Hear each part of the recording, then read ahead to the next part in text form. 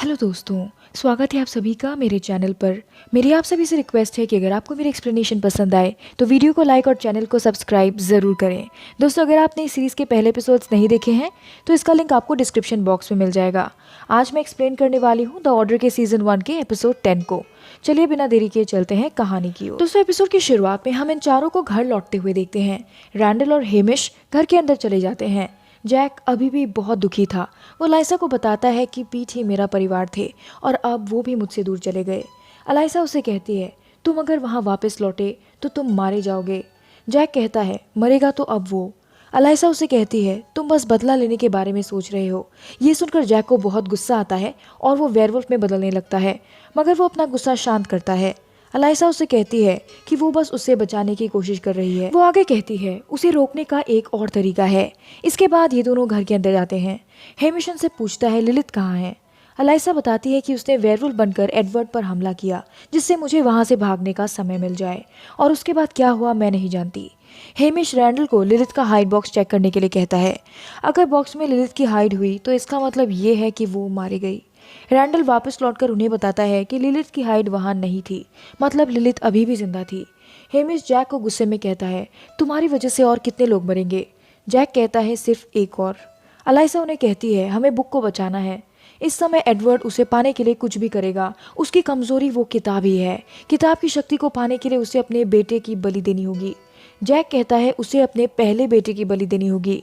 दोस्तों, ये बात वेडमेकम में लिखी हुई थी, जिसे जैक ने अमीर की आफ्टर लाइफ में देखा था। एडवर्ड को हराने के लिए हमें कुछ भी नहीं करना पड़ेगा, क्योंकि उसे इसके बारे में नहीं पता। अगले सीन में एडवर्ड केपलर को अपने ऑफिस में बुलाता है। वो उसे बताता है कि वेयरवुल्फ इस किताब को ढूंढने के लिए यहाँ जरूर आएंगे। तुम्हें उन्हें रोकना पड़ेगा। मेरे घर पर कुछ आदमियों को भेजो और यहाँ मेरे बेटे को लेकर आओ। साथ ही मैं काउंसिल को ख़त्म कर रहा हूँ। दोस्तों, ऐसा एडवर्ड ने इसलिए किया था जिससे वो अपनी मनमर्जी से ऑर्डर के डिसीजंस ले सके और वो ऑर्डर का मालिक बन जाए। इधर जैक सब कुछ छोड़ छाड़ के कहीं जाने लगता है। रैंडल उसके पास आता है और कहता है उसे लिलिथ को बचाना है, मगर जैक कुछ भी नहीं कहता। तभी वहाँ अलाइसा आ जाती है और उसे कहती है, तुम भागकर कहाँ जा रहे हो जैक, वो तुम्हारे भाई की बलि देने वाला है। मगर ये सब कहने के बाद भी जैक अपना मन नहीं बदलता। अलाइसा और हेमिश रैंडल का प्लान सुनते हैं। रैंडल का ये प्लान था कि वो मैडेक्स को किडनैप करेगा और उसके बदले लिलिथ को छुड़वाएगा। अगले सीन में अलाइसा जैक से मिलने उसके ग्रैंडफादर के घर जाती है। वहाँ वो जैक को कहती है कि उन्हें मैडेक्स को बचाना पड़ेगा और ये करने में हमारी मदद मिस स्टोन करेंगी। अलाइसा मिस स्टोन से पूछती है, मान लीजिए हम वेडमेकम को बचाने जाए, क्या नेफिलिम टीयर्स हमारी मदद कर सकेंगे। आपकी और मेरी तरह जैक को भी नहीं पता था कि ये क्या चीज़ है। मिस स्टोन बताती है कि यह एक जादुई चीज़ों पर लिखे हुए मंत्र मिटा सकता है, मगर ये बनाने के लिए मुझे रेलिक्री की ज़रूरत होगी। साथ ही मुझे वेयरवुल्फ के खून की भी ज़रूरत पड़ेगी। जैक मिस स्टोन को बता देता है कि वो एडवर्ड का बेटा है और उसी की वजह से उसकी माँ और ग्रैंडफादर मारे गए। जैक मिस स्टोन और अलाइसा को वेयरवुल्फ के घर पर बनी रेलिक्री में लेकर जाता है। मिस स्टोन उनकी रेलिक्री देखकर मंत्रमुग्ध हो जाती है, क्योंकि वहाँ काफ़ी पुरानी किताबें और कई और चीज़ें थी। अलाइसा और जैक उसे वहाँ छोड़कर मैडेक्स को बचाने चले जाते हैं। अलाइसा जैक को उसकी टीम को मैसेज करके कहने के लिए कहती है कि मिस स्टोन उनकी मदद कर रही है, नहीं तो वेयरवुल्फ उसे पक्का मार डालते। जैक रैंडल को मैसेज करके ये बता देता है। जब जैक और अलाइसा मैडेक्स को बचाने के लिए एडवर्ड के घर पहुंचते हैं, उन्हें ये देखने को मिलता है वेयरवुल्फ्स ने मैडेक्स को अगवा कर लिया था और उन्होंने केपलर के भेजे सारे लोगों को मार डाला था।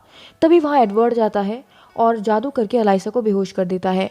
जैक वेयरवुल्फ की शक्ति यूज करने की कोशिश करता है, मगर वेडमेकम के सामने वो नहीं टिक पाता, क्योंकि वेडमेकम की वजह से एडवर्ड बहुत शक्तिशाली हो गया था।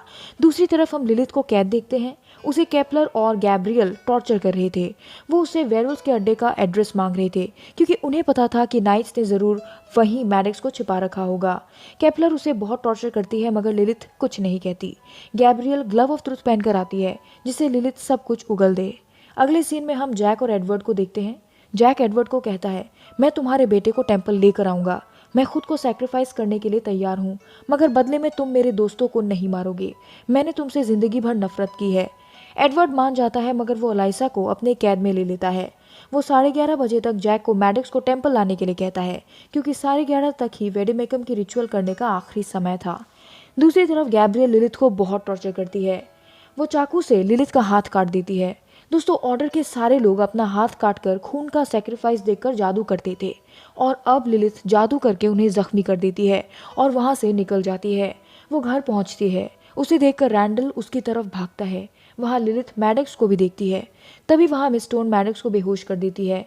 लिलिथ के हाथ में गैब्रियल ने जादुई खंजर से वार किया था, इसी वजह से उसका घाव नहीं भर रहा था, मगर मिस स्टोन के एक ही जादू से उसका हाथ तुरंत ठीक हो जाता है। उनके घर के बाहर ऑर्डर के लोग आ जाते हैं। हेमिश को भी इसकी खबर लग जाती है, वो बाकियों को भी इसकी खबर दे देता है। एक्चुअली ये गैब्रियल का प्लान था कि वो लिलिथ को निकलने देंगे और उसका पीछा करेंगे, उनके अड्डे का पता लगा लेंगे। ब्रैंडन उन्हें कहता है कि वो किसी को नहीं मार सकता, ये सब नहीं कर सकता, और ये कहकर वो वहां से भाग जाता है।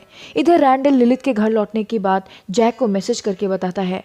रैंडल उन्हें बताता है कि जैक ने उन्हें मैडक्स को सेफ रखने के लिए कहा है। मिस स्टोन घर के इर्द गिर्द एक प्रोटेक्टिव स्पेल कर देती है। हेमिश वेयरवुल्फ बनकर कईयों को मार डालता है।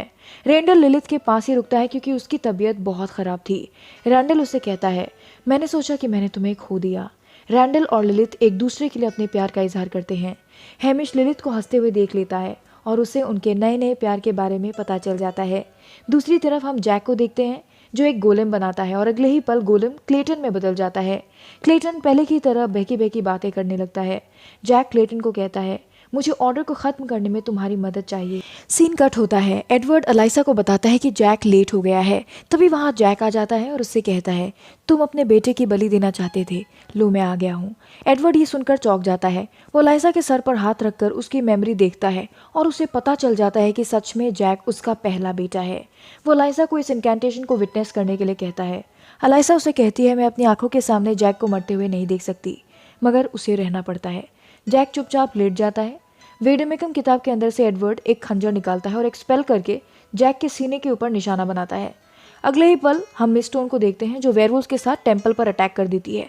दूसरी तरफ एडवर्ड जैक को चाकू मार देता है, मगर ये क्या, जैक के सीने से तो खून ही नहीं निकल रहा। अब तक आप समझ ही गए होंगे कि ये जैक नहीं क्लेटन है। तभी वहाँ जैक आ जाता है। एडवर्ड भी क्लेटन को देख लेता है। तब तक बलि देने का समय भी खत्म हो जाता है। एडवर्ड कहता है, तुमने मुझसे झूठ कहा, अब जो होगा तुम्हें होगा, मगर एडवर्ड खुद राख में बदल जाता है। तभी वहाँ रैंडल, हेमिश और मिस स्टोन आ जाते हैं। मिस स्टोन जैक को नेफ्लिम टीयर्स दे देती हैं और अगले ही पल जैक उस किताब पर छिड़क कर आग लगा देता है। एक तरफ जैक अलाइसा की ओर देखता है और दूसरी तरफ रैंडल और लिलिथ की प्रेम कहानी भी शुरू होने वाली थी। आखिर में इस तरह वेडमेकम का अंत हो ही गया। सीन बदलता है। हम यूनिवर्सिटी को देख पाते हैं। जैक मिस स्टोन से मिलने उनके ऑफिस आता है। अब प्रॉब्लम ये थी कि जैक ऑर्डर और नाइट दोनों था और ये दोनों सोसाइटीज एक दूसरे की दुश्मन है, मगर मिस स्टोन जैक को दोनों में रहने की परमिशन दे देती हैं। जैक के जाने के बाद हम मिस स्टोन के ड्रॉर में वेडमेकम किताब को देख पाते हैं। ज़रूर उसी नेफ्लिम टीयर्स में मिस स्टोन ने कोई गड़बड़ की होगी, इसलिए ये किताब उनके पास अभी भी है। दूसरी तरफ रैंडल जैक को सिल्वरबैक की हाइड देता है, जिसे देख जैक बहुत खुश होता है, मगर वो कहता है कि मिडनाइट वुल्फ की हाइड मेरे अंदर है और मुझे लगता है कि सिल्वरबैक को थोड़े आराम की ज़रूरत है। अगले सीन में हम जैक को अपनी माँ और ग्रैंडफादर पीट के ग्रेव के पास देखते हैं। वहाँ अलाइसा आ जाती है। वो जैक को बताती है कि मिस स्टोन ने उसे मैजिस्ट्रेटस बना दिया है। एडवर्ड के जाने के बाद मिस स्टोन ग्रैंड मेगस बन गई थी। अलाइसा जैक के कान में उसे आई लव यू कहती है और अगले ही पल वो जैक के ऊपर वही पाउडर छिड़क देती है और जैक बेहोश हो जाता है। इसी तरह हेमिश के ऊपर पाउडर छिड़क दिया जाता है। जॉगिंग करते समय लिलिथ के ऊपर भी पाउडर फेंका जाता है। इसी तरह रैंडल की भी यादें मिटा दी जाती हैं। मिस स्टोन नाइट्स की रेलिक्री की भी सारी चीज़ें ले जाती हैं। जब जैक की आँख खुलती है, अलाइसा उसे ऐसा दिखाती है कि वो जैक के ग्रैंडफादर के ग्रेव को विजिट करने आए थे और तभी जैक बेहोश हो गया। अलाइसा वहाँ से जाने लगती है। जैक चिल्लाकर उसका नाम पूछता है, मगर वो बिना बताए वहाँ से चली जाती है। जैक को अलाइसा का नाम क्या याद होगा जब उसे अपना नाम ही ना याद रहा। दोस्तों, मिस स्टोन ने सीक्रेटली स्पेल बुक को अपने ऑफिस में छुपा कर रखा था और उसी ने अलाइसा को ऑर्डर दिया था कि वो जैक और बाकी वेयरवुल्व्स की यादें मिटा दे, जिसे वेयरवुल्व्स फ्यूचर में ऑर्डर को कभी मुश्किल में न डाले। सीरीज के अंत में हमने देखा कि जैक को ना ऑर्डर और ना ही नाइट्स के बारे में कुछ भी पता था। सीजन 2 में हम देखेंगे कि जैक और बाकी नाइट्स किस तरह अपनी मेमोरीज वापस लाकर ऑर्डर से बदला लेते हैं। दोस्तों, इसी के साथ द ऑर्डर का सीजन 1 यही खत्म हो जाता है। आशा है आपको सीरीज पसंद आई होगी। अगर आपको मेरा काम अच्छा लगा हो तो वीडियो को लाइक और चैनल को सब्सक्राइब जरूर करें।